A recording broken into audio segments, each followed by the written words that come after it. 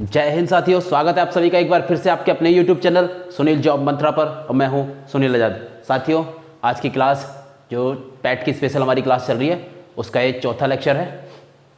आज का लेक्चर बहुत ही इंपॉर्टेंट होने वाला है, पूरा वीडियो देखिए, ध्यान से देखिए। आज का लेक्चर में जो हमारा चौथा रह रहा था, 4 पार्ट हमको इसके पढ़ने थे, उसका रह रहा था रेखा ग्राफ। तो रेखा ग्राफ आज हम पढ़ेंगे, बहुत ईजी है, क्वेश्चन आता है इसका SSC से। आप देखिए SSC के पिछले सालों के क्वेश्चन पेपर उठाकर देखिए, प्रश्न आते हैं और ये प्रश्न भी पिछले साल में आया हुआ है, इसलिए मैंने इसको रखा है। आज हमारा रेखा ग्राफ कंप्लीट हो जाएगा। रेखा ग्राफ तो जल्दी खत्म कर देंगे, उसके बाद हम आज ही आगे लास्ट में मिक्सअप क्वेश्चन देखेंगे, पाई चार्ट और दंडारेख को मिलाकर जो क्वेश्चन आते हैं इस तरह के, वो क्वेश्चन देखेंगे। तो आज के बाद सारे क्वेश्चन मिक्सअप वाले देखेंगे। हम ऐसा चारों टॉपिक जो हमारे आने थे वो हम चारों टॉपिक आज हो जाएंगे और उसके बाद हम फुल स्पीड से अपना रिवीजन स्टार्ट करेंगे जब तक पैट का एग्जाम नहीं हो जाता। और इसके नंबर आपके कहीं नहीं जाने वाले, बस आप वीडियो में बने रहिए। तो आइए शुरू करते हैं। तो देखिए साथियों, रेखा ग्राफ का पहला प्रश्न हमारा ये दिया गया है। प्रश्न में क्या कह रहा है? प्रश्न में कह रहा है नीचे दिए गए ग्राफ का अध्ययन कर प्रश्नों के उत्तर दें।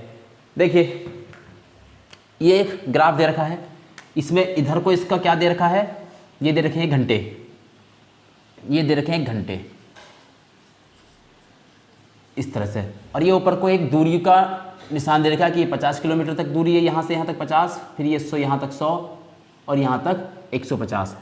अब 6 घंटे में एक कार चली है, यहाँ से ओ बिंदु से एक कार चली है। पहले कार चली है ओ बिंदु से, 2 घंटे चली है, पहुंची है ए बिंदु पर, ओ से ए, ये देखिए कहाँ है, 2 घंटे में 2 घंटे कार चली है, पहुंची है ए बिंदु पर। अब दूरी कितनी चली, तो दूरी को देखेंगे हम इधर, क्योंकि दूरी हमारी इधर है। दूरी कितनी चली, ओ से ए तक जाने में दूरी चली है 100 किलोमीटर और टाइम लगा उसको 2 घंटे का। अब देखिए 1 घंटे, वो 2 घंटे से 3 घंटे तक यही रही, वो ए से बी तक दूरी कोई नहीं चली है। अगर दूरी चलती तो ऊपर को चलती, दूरी कोई नहीं चली है ए से बी तक। 3 बज गए, 3 घंटे उसके हो गए। यहाँ से फिर बी से सी तक गई है, बी से सी तक गई है, यानी 3 से 4 घंटे में, 1 घंटे में कहाँ तक गई है, बी से सी तक। दूरी कितनी चली है, पहले 100 किलोमीटर पर थी, फिर पहुँच गई 150 पर, यानी बी से 150 पर। अब सी पर पहुँचने के बाद 4 घंटे में सी पर पहुँच गई, ठीक है, ये 4 घंटे में सी पर पहुँच गई, फिर वहाँ से वापस आई है डी तक, ठीक है।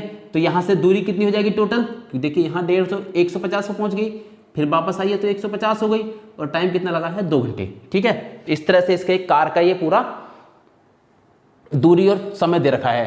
तो इसका पहला क्वेश्चन देखिए, पहला क्वेश्चन क्या कह रहा है आपकी स्क्रीन पर देखिए, ए से बी के बीच कार द्वारा तय की गई दूरी क्या थी।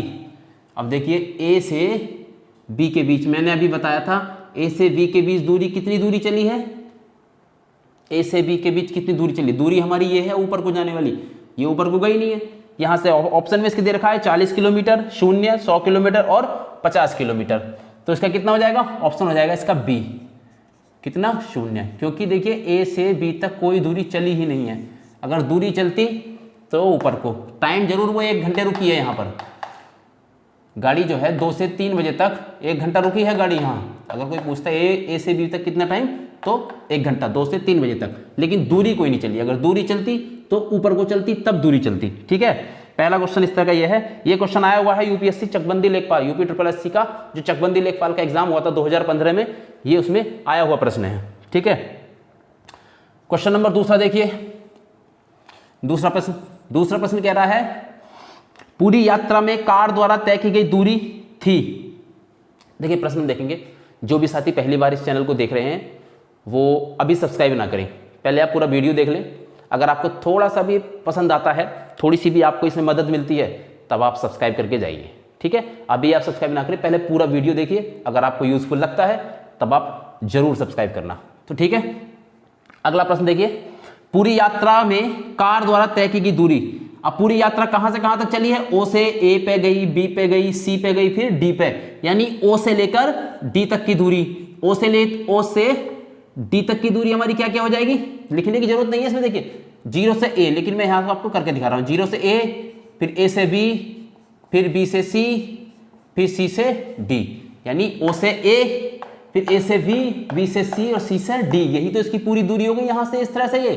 तो देखो ओ से ए कितना था, ओ से ए कितना था 100 किलोमीटर, ए से भी 0 था, बी से सी यानी 100 से 150 तक पहुंची तो कितना हो गया 50 हो जाएगा, प्लस अब सी से डी आई यानी 150 से पहुंच के फिर 0 पे आई है, यहाँ 150, यहाँ 0 हो गया, ये लाइन 0 की है तो यहाँ 150, कितना हो गया 100, 150, 150, 300 किलोमीटर। ठीक है, दूसरा प्रश्न, इसका ऑप्शन बी सही हो जाएगा, बी ऑप्शन 300 किलोमीटर। तीसरा प्रश्न देखिए इसका तीसरा प्रश्न है सी और डी के बीच कार की औसत गति, सी और डी के बीच कार की औसत गति, तो इसकी दूरी निकालो पहले, दूरी सी डी, सी और डी के बीच की दूरी कितनी है, सी और डी के बीच की दूरी यहां से देखिए 150 से 0 पे आई है, कितनी हो गई 150 किलोमीटर। अच्छा समय कितना लगा है, समय कितना लगा, देखिए सी पे जब थी तो कितने बजे थी 4 घंटे पे, चौथे घंटे पर सी पर थी, 4 से भी 6 तक पहुंची है तभी 0 पे आई है, यानी कितने टाइम लगा इसको 2 घंटे, 2 आवर। ठीक है, तो इसकी चाल क्या हो जाएगी, चाल बराबर दूरी बटे समय, दूरी कितनी है 150 और समय कितना है 2, तो कितनी आ जाएगी इसको 75 किलोमीटर प्रति घंटा। ये कौन से ऑप्शन में है 50, 45, 65 उपयुक्त में से कोई नहीं, इसका ऑप्शन हो जाएगा डी, कोई नहीं, क्योंकि ऑप्शन में नहीं दे रखी है। समझ में आया? ठीक है, चलिए अगला सवाल इसका देखते हैं। देखिए वैसे तो इस प्रश्न में जब ये आया था 2015 में तो इसके साथ ये 3 ही प्रश्न दिए गए थे, लेकिन एक चौथा प्रश्न आप और कर लीजिए अगर वो पूछ ले। जैसे प्रश्न देखो आपको यहाँ दिखाई दे रहा होगा, मैंने लिखा है कि पूरी यात्रा के दौरान ओ से लेकर डी तक, पूरी यात्रा के दौरान कार की औसत गति कितनी थी, पूरी यात्रा के दौरान कार की औसत गति कितनी थी। एक ये और कर लीजिए आप, इंपॉर्टेंट है, इस तरह का प्रश्न पूछ लेता बनाकर। अब पूरी यात्रा के दौरान गति कैसे निकालते हैं हम, दूरी बटे समय। पहले प्रश्न में हमने दूरी निकाली थी, यहां से यहां तक घूमती हुई दूरी कितनी है 300 किलोमीटर, 300 किलोमीटर, और समय कितना है, यानी यहां से यहां तक समय कितना है 6 घंटे, 6 घंटे समय है। इसको काट देंगे 6 पंजे 30, 50 किलोमीटर प्रति घंटा।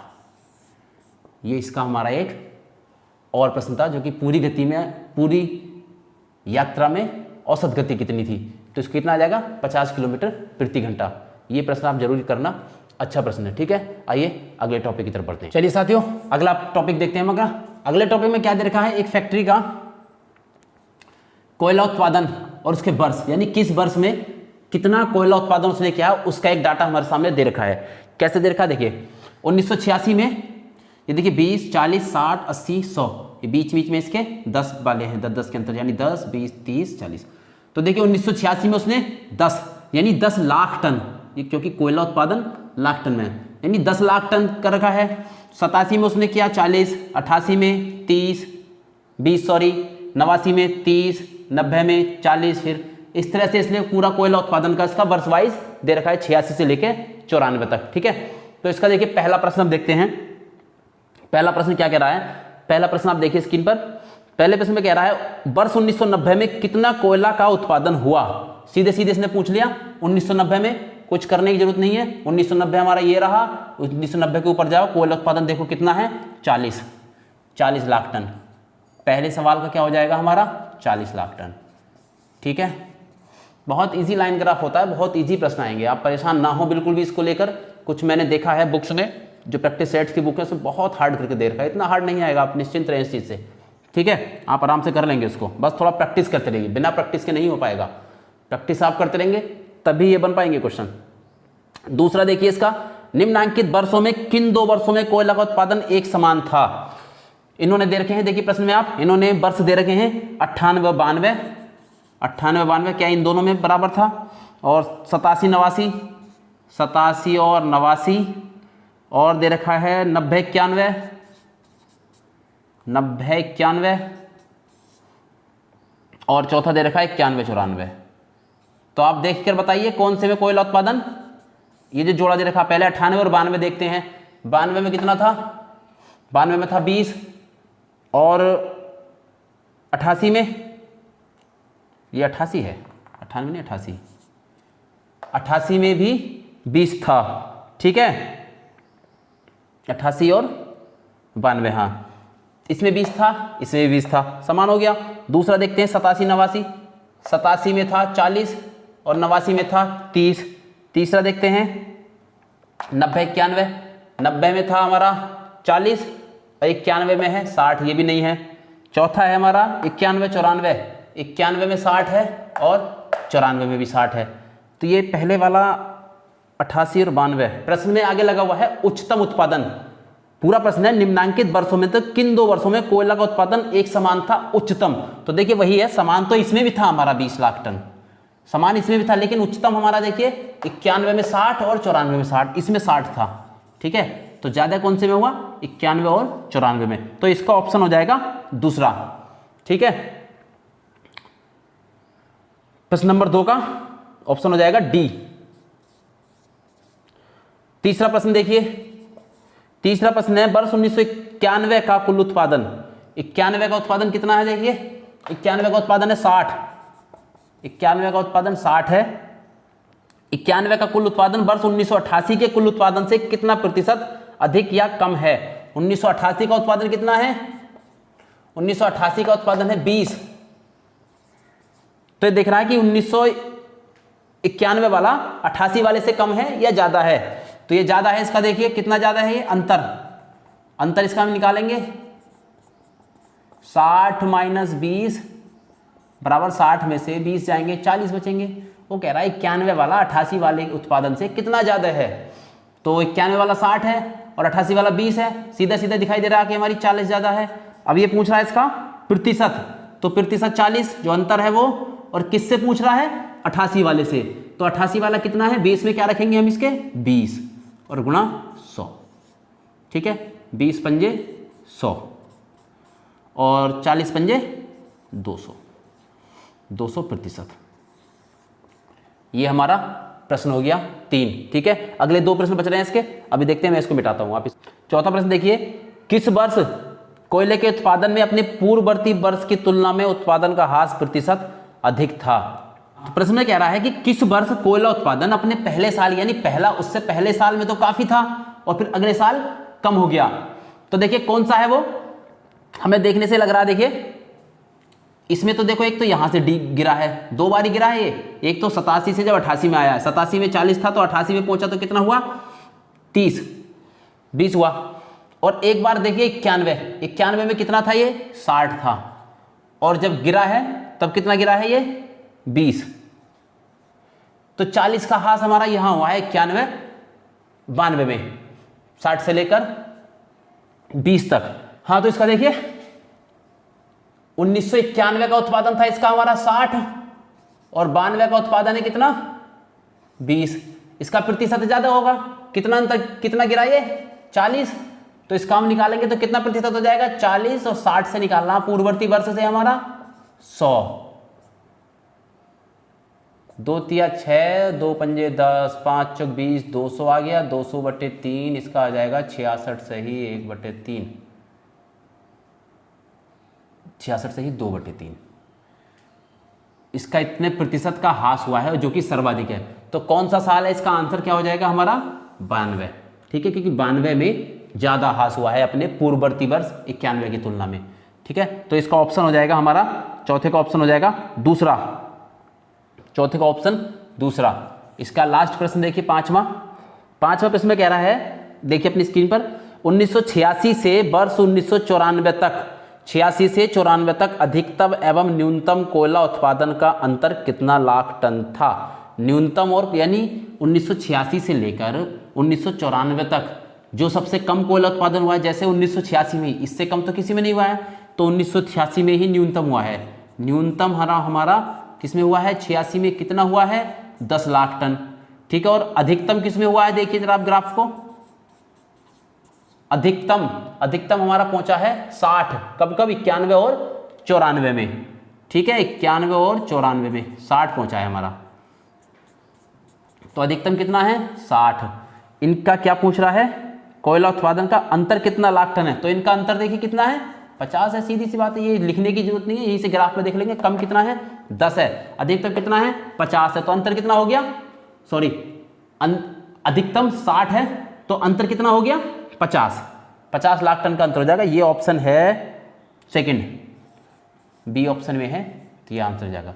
ये इस तरह का प्रश्न आ सकता है, बहुत मोस्ट प्रोबेबली चांस है कि इस तरह का प्रश्न एक लाइन ग्राफ का आ जाए आपका। चलिए लाइन ग्राफ का हम अगला प्रश्न देखते हैं, ठीक है, इसको आप चलिए आगे बढ़ते हैं, देखते हैं अपना तीसरा टॉपिक, तीसरा प्रश्न आज का जो है हमारा, उसमें क्या कह रहा है। देखिए उसमें कह रहा है नीचे के ग्राफ में, आप देखिए प्रश्न इधर, नीचे के ग्राफ में एक मरीज के रक्तचाप का विवरण प्रदर्शित किया गया है, ग्राफ की सहायता से निम्नांकित प्रश्नों के उत्तर दीजिए। जबकि मरीज को 1 बजे और 6 बजे दवा दी गई, एक दवा दी गई यहाँ पर 1 बजे और एक दी गई दवा 6 बजे, ठीक है। इस प्रश्न में, ये प्रश्न मैंने क्यों रखा है, ऐसे भी प्रश्न आएंगे, सिर्फ आपको ये प्रश्न में बार की लाइन ग्राफ होता क्या है ये आपको समझना चाहिए एक तरह से, कि इसमें डाटा किस तरह से दिया गया है और कैसे इसको पढ़ते हैं। इसमें आपको देखिए इस सवाल में आपको पेन चलाने की जरूरत नहीं पड़ेगी बिल्कुल भी, और आप पांचों के पांचों प्रश्न बिना पेन चलाए दे दोगे। देखो पहला प्रश्न कह रहा है 1 बजे दवा देने के 2 घंटे बाद मरीज का रक्तचाप कितना था। 1 बजे दवा दी गई, 2 घंटे बाद कितना हो गया 3 बजे, 3 बजे रक्तचाप कितना है, देखिए आप कितना है, 3 बजे मरीज का रक्तचाप 90 है, ठीक है, 3 बजे मरीज का रक्तचाप हो गया 90, तो इसका ऑप्शन हो जाएगा तीसरा, ठीक है 90। अच्छा मरीज का रक्तचाप 100 कितने बजे था, मरीज का रक्तचाप 100 देखिए कितने बजे था, 100 यहाँ है और ये यहाँ कितने बजे है 4 बजे, तो इसका आंसर हो जाएगा 4 बजे। तीसरा प्रश्न देखिए आप स्क्रीन पर, 6 बजे दवा देने के बाद मरीज की सबसे अच्छी स्थिति कब थी। जब 6 बजे दवा दे दी तो मरीज की सबसे स्थिति ये थी, सबसे अच्छी स्थिति 100 लगभग 105 के आसपास इसका टाइम था रक्तचाप, ठीक है। तो ये कितने बजे थी, ये थी 8 बजे, कितने बजे थी सबसे अच्छी स्थिति 8 बजे। तीसरे प्रश्न का आंसर हो जाएगा डी 8 बजे। चौथा प्रश्न है 1 बजे वाली दवा का असर कितने बजे घटना शुरू हुआ। 1 बजे वाली दवा दी, 2 बजे बढ़ा, 3 बजे तक बढ़ा, 4 बजे तक बढ़ा। अब जब यहां पहुंचकर फिर घटना शुरू हो गया, फिर ऊपर को नहीं बढ़ा, फिर ये घटना शुरू हो गया, तो कितने बजे से घटना शुरू हुआ 4 बजे, पहला ऑप्शन इसका हो जाएगा, ठीक है। अच्छा अगला प्रश्न इसका लास्ट 5वां है 6 बजे वाली दवा, 6 बजे वाला, आप देखिए इधर स्क्रीन पर प्रश्न, 6 बजे वाली दवा का असर कितने बजे घटना शुरू हुआ। 6 बजे वाली दवा यहाँ ली, यहाँ पहुंचा 8 बजे, फिर घटना शुरू हुआ, कितने बजे से घटना शुरू हुआ 8 बजे से। ये इसके 5 प्रश्न थे और ये प्रश्न आया हुआ है एसएससी में, इसलिए मैंने कराया, एसएससी 2011 में ये प्रश्न सीजीएल में आया हुआ है, इसलिए मैंने ये प्रश्न आपको यहाँ कराया, ठीक है। चलिए अगला प्रश्न देखते हैं। देखिए साथियों आज का हमारा चौथा टॉपिक, फोर्थ टॉपिक है, एक प्रश्न है, देखिए स्क्रीन पर प्रश्न है, निम्न रेखा आरेख किसी कंपनी का वर्ष 2001 से 2010 के दौरान वार्षिक बिक्री के आंकड़ों को दर्शाता है। आरेख का अध्ययन करें और निम्नलिखित प्रश्नों के उत्तर दें। बहुत इंपॉर्टेंट क्वेश्चन है, वेरी वेरी इंपॉर्टेंट क्वेश्चन है, बहुत ध्यान से देखना इसको, सिंपल है, कुछ नहीं करना आपको। देखिए ये एक आरेख है, ये इधर को बिक्री है कितने करोड़ की हुई है, इधर को वर्ष है, यानी जैसे 2001 में 2 करोड़ है, 2002 में भी 2 करोड़ हुई है, 2003 में 3 करोड़, 4 में 4 करोड़, इस तरह से पूरी बिक्री हमारी दे रखी है, ठीक है। तो इसका प्रश्न देखिए, पहले प्रश्न में क्या कह रहा है, 2002 में बिक्री का अनुपात 2007 में बिक्री के साथ अनुपात है, यानी 2002 में बिक्री कितनी हुई है 2, 2002 का अनुपात पूछा है किसके साथ 2007 के साथ। तो 2002 में बिक्री कितनी है हमारी 2 करोड़, अनुपात 2007 में देखिए 2007 में कितनी है 6 करोड़, ठीक है। 2 से काट दें इसको, 2 अनुपात 6 है, कट सकता है, 2 एकम 2 और 2 तिया 6, ये आंसर हो गया हमारा, ऑप्शन है ये 1:3 बी ऑप्शन है, ठीक है। फर्स्ट, सेकंड देखिए इस फोर्थ टॉपिक का सेकंड प्रश्न, 2003 से 7 की अवधि के दौरान कंपनी की औसत बिक्री, यानी 2003 से यहाँ से और 2007 तक, यहाँ तक कंपनी की औसत बिक्री कितनी है। औसत बिक्री निकालने के लिए मैंने बताया टोटल का कितना मान है उनका योग कर दो और कितने सालों का है उससे भाग कर दो, सिंपल। तो 2003 में देखिए कितना है, 2003 में 3 है, 2004 में 4 है, 2005 में देखिए कितना पहुंच गया ऊपर 10, और 2006 में 6 है, 2007 में भी 6 है, और कितने सालों का है ये, 5 सालों का। यहां पे लिख देंगे औसत बिक्री, औसत बिक्री 3 4 7 7 और 10 17 17 6 23 23 6 29/5, ठीक है, 29/5 काट दो इसको, 5 6 30 ज़्यादा हो गया, 5 पंजे 25, 4 बचा 5 अट्ठे 40, इतने करोड़। औसत अगर देखा जा 2003 से लेके 7 तक कि भाई पर ईयर उसने कितना किया, एक औसत निकाला जाए एवरेज, तो वो कितना आ रहा है हर साल 5.8 करोड़।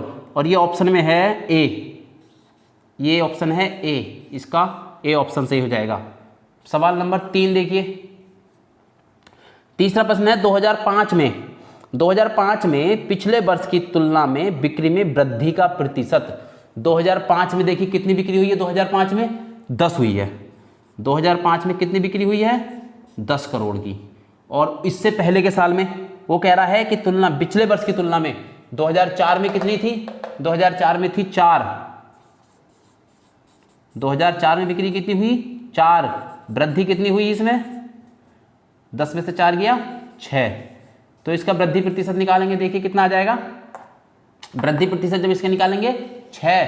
अब नीचे बताइए कौन सा आएगा, पहला साल आएगा या दूसरा साल आएगा, पिछले वर्ष की तुलना में पूछ रहा है, यानी 2004 की तुलना में 2004 में कितना था 4 गुना 100, ये समझ में आया। 2005 की कितनी वृद्धि हुई है 2000 पिछले वर्ष की तुलना में, पिछला वर्ष 2005 से क्या आएगा 2004, यानी 2005 में 2004 से कितने प्रतिशत बढ़ गया। प्रतिशत निकालने के लिए पहले उसका रुपयों में मान निकालेंगे, तो हमने दोनों का अंतर कर दिया, तो वो कितना आ गया 6 करोड़। जब 2005 में 10 करोड़ हुआ है, ग्राफ से हमें सीधा दिखाई दे रहा है कि 2005 में 10 करोड़ हुआ है और 2004 में 4 करोड़ हुआ है, तो इनका अंतर कितना हो गया 6 करोड़, यानी 2005 में 2004 से 6 करोड़ ज़्यादा की बिक्री हुई है। प्रतिशत निकालेंगे पिछले वर्ष से, तो कितनी वृद्धि है, वृद्धि कितनी हुई है हमारी 6, और कौन से ईयर से निकालने हैं 2004 से, तो इसका मान 2004 में कितना मान था 4, उसको हम कर देंगे 4 से इसको काटेंगे 25, ठीक है, कितना है 25 छक्का 150, 150% की वृद्धि हुई है 2005 में 2004 की तुलना में। ऑप्शन है डी ऑप्शन में देखिए आप 150, ठीक है। ये हमारे इसके 3 प्रश्न हो गए, 2 प्रश्न बचे, अगले मैं इसको मिटा कर देखता हूँ, अगले उसको देखते हैं। तो देखिए इसका अगला क्वेश्चन नंबर 4 क्या है, 2005 से 2008 तक कुल बिक्री, यानी 2005 से 2008 तक कुल बिक्री पूछी है, 2005 से 8 तक। तो 2005 में कितनी थी 10, देखिए यहीं पे इसको लिखने की जरूरत नहीं है, 2005 में 10 6 है ये, 2006 में 6, 10 6 16, 16 6 22, 22 और 5 27, ठीक है 27 हो जाएगी। 2005 से लेकर 8 तक कितनी हो जाएगी 27, लिखने की भी जरूरत नहीं है, मैं ऑप्शन में दे रखा है ये 27 बी में, ठीक है, ये हो जाएगा। चलिए अगला देखते हैं, पांचवें प्रश्न में कह रहा है 2006 में बिक्री की तुलना में 2008 में कितने प्रतिशत की कमी आई। 2006 में बिक्री कितनी थी जरा बताइए, 2006 में बिक्री थी 6 करोड़ की, और 2008 में बिक्री कितने की थी 2008 में बिक्री थी 5 करोड़ की। कितनी कमी आई, कमी कितनी आई 1 की। कमी प्रतिशत कैसे निकालेंगे, कमी प्रतिशत कैसे निकालेंगे, कमी बटे किससे निकालने हैं कमी 2006 से, 2006 में कितना मान है 6 गुना 100, काट दो इसको, 2 3 6 और 2 50, 50 इकन 50 बटे 3 करेंगे तो कितना जाएगा, इसको 3 एकम 3, 3 छंग 18, 16 सही 2 बटे 3 प्रतिशत। ऑप्शन देखो कौन सा है, ऑप्शन में है ये 16 सही 2 बटे 3, सी ऑप्शन, ठीक है सी ऑप्शन में। ये हमारे इस टॉपिक के 5 सवाल हो गए। अच्छा टॉपिक था, लाइन ग्राफ का। लाइन ग्राफ के देखिए प्रश्न हमारे खत्म हो गए। मुझे उम्मीद है कि आपको पूरा समझ में आ गया होगा लाइन ग्राफ किस तरह से इसका डाटा पढ़ते हैं, किस तरह से इसको हल करते हैं, किस तरह से समझते हैं। मैंने सिर्फ समझाने के लिए आपको 3-4 तरह के प्रश्न दिए थे। अब हम देखते हैं अपने इस पूरे टॉपिक में जो हम पढ़ रहे हैं डीआई में मिक्सअप सवाल, कि मिक्सअप सवाल भी हमारे पास कैसे आ सकते हैं। तो चलिए आगे बढ़ते हैं। देखिए साथियों, अगला प्रश्न मिक्सअप वाला देखिए पाई चार्ट हमने पढ़ा था, बार ग्राफ हमने पढ़ा था। अब मिक्सअप में भी आपको प्रश्न आ सकता है और ज़्यादातर संभावना कि 1 या 2 प्रश्न आपको मिक्सअप वाला भी मिल जाए, इसलिए मैंने ये प्रश्न यहाँ रखा है। और ये प्रश्न आया हुआ है, ये प्रश्न आया है जो SSC का लोअर वाला हुआ था, लोअर सेकंड 2016 वाला, उसमें प्रश्न आया हुआ है, इसलिए मैंने यहाँ रखा है आपकी प्रैक्टिस के लिए। तो देखिए इसमें कह क्या रहा है, प्रश्न आप पढ़िए देखिए इधर, कि निम्न पाई चार्ट एवं बार ग्राफ का अध्ययन करके प्रश्नों का उत्तर दें। पाई चार्ट 6 विद्यालयों के विद्यार्थियों की संख्या का तोड़ दिखाता है।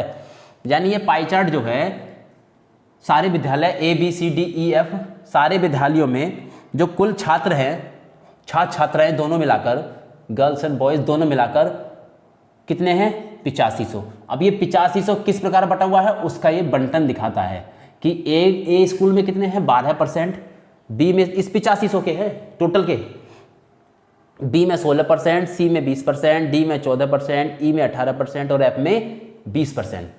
ठीक है, इतना समझ में आ गया। अब ये जो नीचे वाला ग्राफ है, बार ग्राफ जो हमारा दे रखा है, ये दर्शाता है छात्राओं की संख्या। ये पाई चार्ट था, इसको समझ लेना ठीक से। जो पाई चार्ट था ये टोटल की परसेंटेज दिखा रहा है, गर्ल्स और बॉयज छात्राएं दोनों मिलाकर उसका परसेंटेज दिखा रहा है।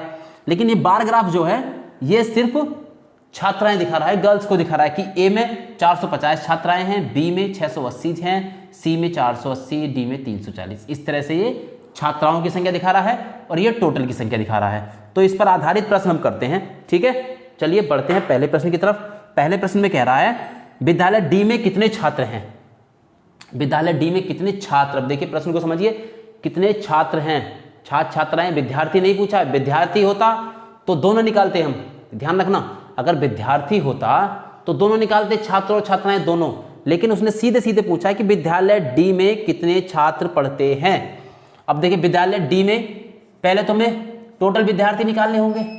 टोटल विद्यार्थी डी में कितने हैं 14%, तो 8500 का 14% निकाल लेंगे पहले तो, नहीं समझ में, क्योंकि देखिए टोटल छात्र शहरी कॉलेजों में मिलाकर कितने हैं 8500 और डी के हिस्से में कितने आ रहे हैं 14%। तो पहले डी में कुल टोटल छात्र निकाल लेंगे हम, तो 8500 का 14% करेंगे, 2 जीरो से 2 जीरो कट गया, 85 की 14 से 14 पंजे 70 का जीरो हासिल 7, 14 अट्ठे 112, 112 7 और 119, 1190 छात्र विद्यार्थी हैं। ठीक है, कितने विद्यार्थी हैं 1190 विद्यार्थी टोटल हैं। और डी में गर्ल्स कितनी है, डी में छात्राएं कितनी हैं। अब हम नीचे वाला ग्राफ देखेंगे, बार ग्राफ। डी में छात्राएं कितनी हैं 340, तो छात्र कितने बच जाएंगे, छात्र कितने बचेंगे, टोटल में से 1190 में से अगर हम 340 माइनस कर देंगे, लड़कियां निकाल दो लड़कों में से, कितना बचेगा 0, 5 और 8, 850 छात्र। समझ में आया कि नहीं, कमेंट में बताइए। एक बार फिर बता देता हूँ, ये ऑप्शन है, इसका ऑप्शन हो जाएगा डी। इस सवाल में हमसे उसने पूछा कि डी में छात्र कितने हैं, डी में कितने छात्र हैं। अब छात्रों की संख्या तो हमें नहीं पता, 2 चीजें हमें पता है, एक तो टोटल, उसका भी परसेंटेज पता है, और दूसरा में गर्ल्स की दे रखी कि डी में गर्ल्स, डी कॉलेज में 340 गर्ल्स हैं। ठीक है, तो इसका निकाल दिया हमने। देखो पहले हमें टोटल स्टूडेंट निकाल लिया, टोटल स्टूडेंट कितने 8500 का 14% करके, क्योंकि डी के हिस्से में कितने आ रहे हैं 14% विद्यार्थी आ रहे हैं टोटल मिला के सारे कॉलेजों से। तो 8500 का 14% 1190 विद्यार्थी आ गए। इन विद्यार्थियों में गर्ल्स भी शामिल हैं और बॉयज भी शामिल हैं। ठीक है, अब छात्राएं हमें पता है 340 है, तो इस सारे में से छात्राएं माइनस कर दी तो छात्र बच गए। मुझे उम्मीद है कि प्रश्न आपकी समझ में अब आ गया होगा। अगला सवाल देखिए आपकी स्क्रीन पर, कह रहा है विद्यालय ई में छात्रों की संख्या, ई में छात्रों की संख्या, ध्यान से सुनना, विद्यार्थियों की नहीं, छात्रों की संख्या, विद्यालय ए व बी के कुल छात्रों की संख्या से कितना प्रतिशत कम है। देखिए विद्यालय ई का, ई से मतलब है हमें, और ए व प्लस बी का, ठीक है, ये चीज है। और इसमें भी छात्रों की संख्या, टोटल विद्यार्थियों की नहीं, विद्यार्थियों की संख्या में से ये गर्ल्स वाली संख्या माइनस करनी पड़ेगी। तो देखिए विद्यालय ई में छात्रों की संख्या, तो पहले विद्यालय ई में कुल विद्यार्थी देख लेंगे। कुल विद्यार्थी कितने हो जाएंगे विद्यालय ई में? 8500 का ई का है 18%, तो 18/100, 2 0 से 0, 18 5 90 का 0 हासिल 9, और 18 8 144, 44 9 153, 1530 कुल विद्यार्थी आ गए, टोटल स्टूडेंट, ठीक है, किसमें? और इसमें अगर हम ई में छात्र निकालें, ई के छात्र कितने हो जाएंगे? 1530 में से क्या माइनस करना पड़ेगा हमें? गर्ल्स की संख्या। अब ई में गर्ल्स की संख्या देखिए कितनी है? 730। ई में गर्ल्स की संख्या कितनी है? 730। तो कितना हो जाएगा ये? कितना बच जाएगा यहाँ से? 800 बच जाएगा। समझ में आ गया? ई में छात्रों की संख्या कितनी आ गई? 800। कैसे निकाला? ई में पहले हमने टोटल स्टूडेंट निकाल लिए। टोटल स्टूडेंट कैसे निकालेंगे? क्योंकि कुल विद्यार्थी सारे स्कूलों में विद्यार्थियों की संख्या 8500 और ई में थी 18%, तो 8500 का 18% निकाला, 1530 आ गया। अब इस 1530 में से, क्योंकि ये तो टोटल है गर्ल्स और बॉयज दोनों मिला के, इसमें से हमें चाहिए सिर्फ बॉयज। अब बॉयज चाहिए तो गर्ल्स को माइनस कर दो। गर्ल्स कितनी है ई में? 730 है, तो 1530 में से 730 माइनस करा, 800 बचे। अब हमें चाहिए ए प्लस बी। अब ए प्लस बी में टोटल छात्र कितने हो जाएंगे हमारे? 8500 का, मैंने बताया आपको दोनों को प्लस कर दो, 8500 का 12 और 16 कितना हो जाएगा? 28%। 28%, 2 0 से 2 0 कट गया, 85 की 28 से मल्टीप्लाई करेंगे, ये आ गया 2380, ठीक है। यानी ए व बी में टोटल छात्र मिला के कितने आ गए? 2380। अब हमें चाहिए ए प्लस बी में क्या चाहिए? सिर्फ छात्र चाहिए। तो इसमें से हम क्या माइनस कर देंगे?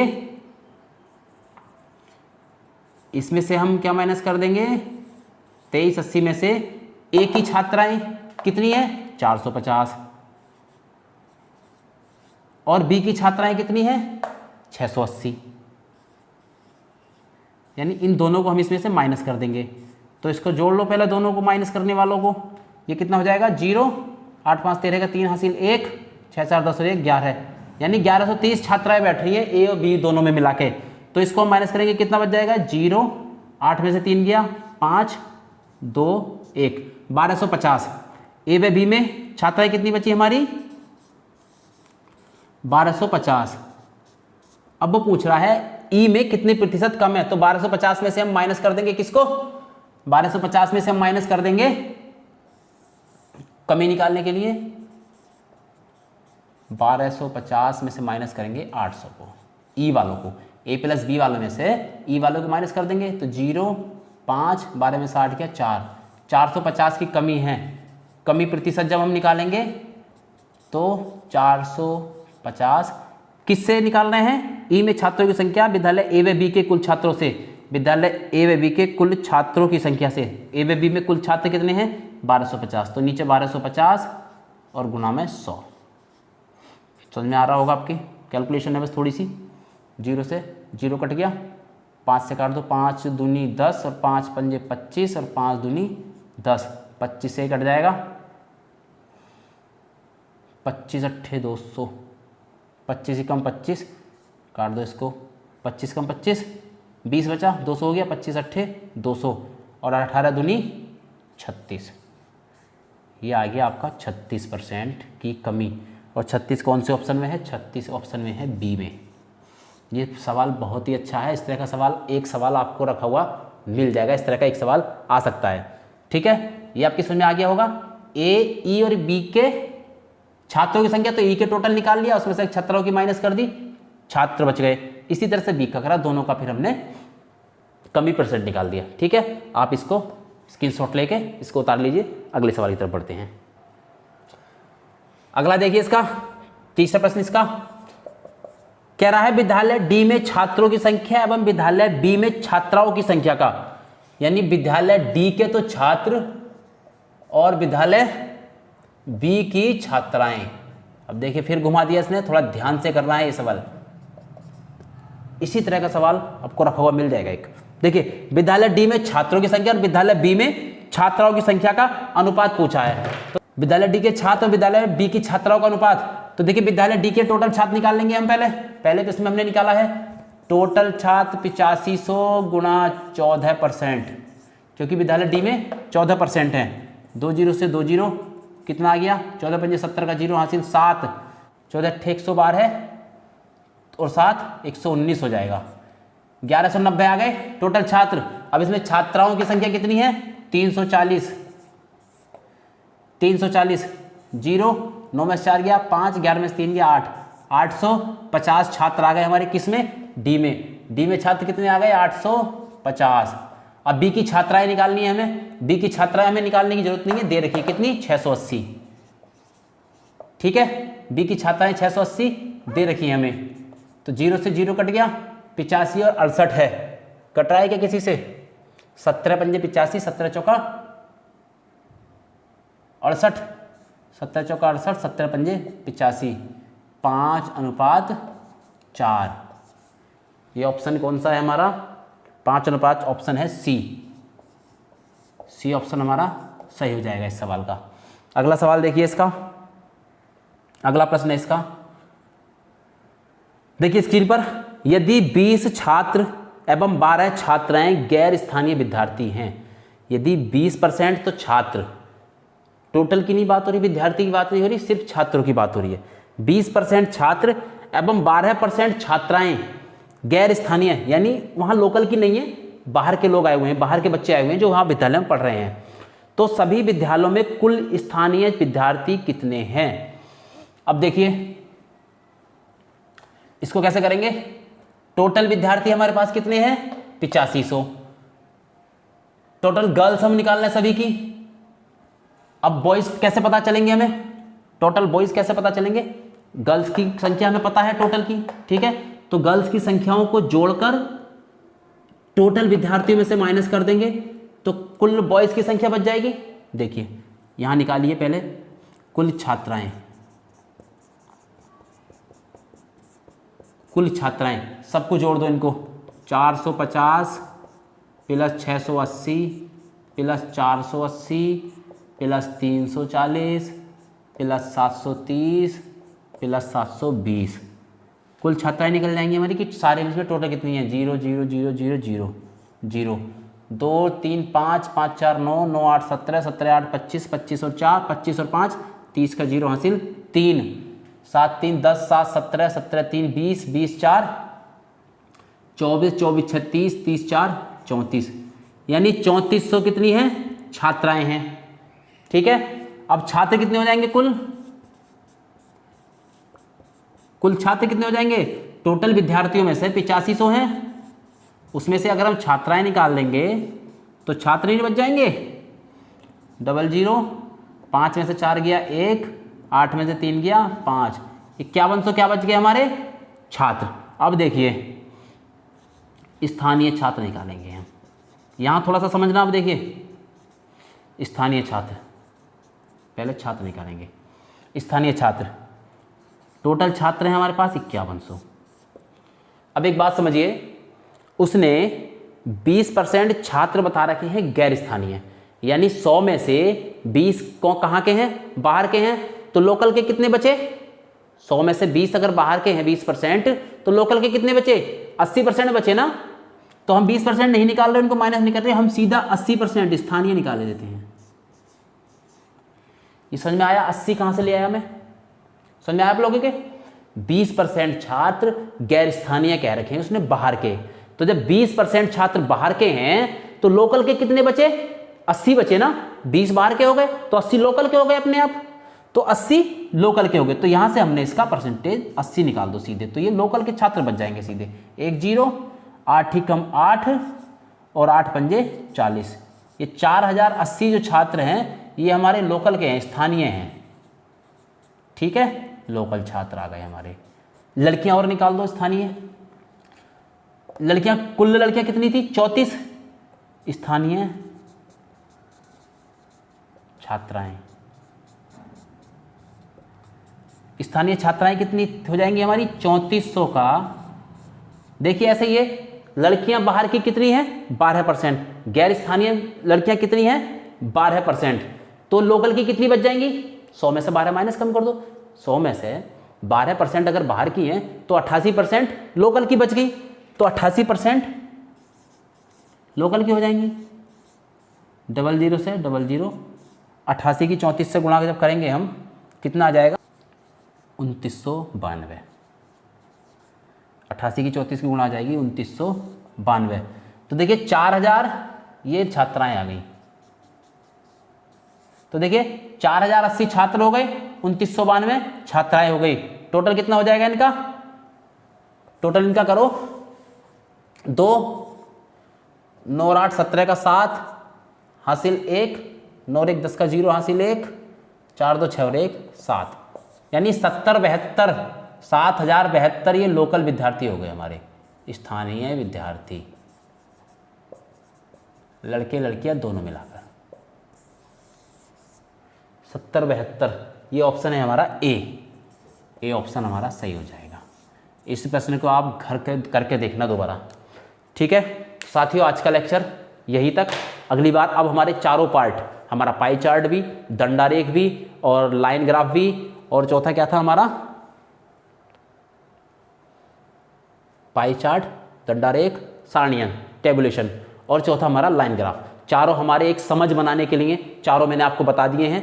इस तरह के मिक्सअप सवाल हम डेली करेंगे, जितने भी दिन बचे हैं, जितने भी दिन आज 17 तारीख है, जितने भी दिन बचे हैं हमारे पास 5-6 दिन, डेली इसकी प्रैक्टिस करेंगे। डेली सवाल 5 से 10 सवाल हम इस तरह के करेंगे। आपका किसी भी टाइप का कोई भी तरह का डाटा देते आपसे छूटेगा नहीं, ठीक है साथियों।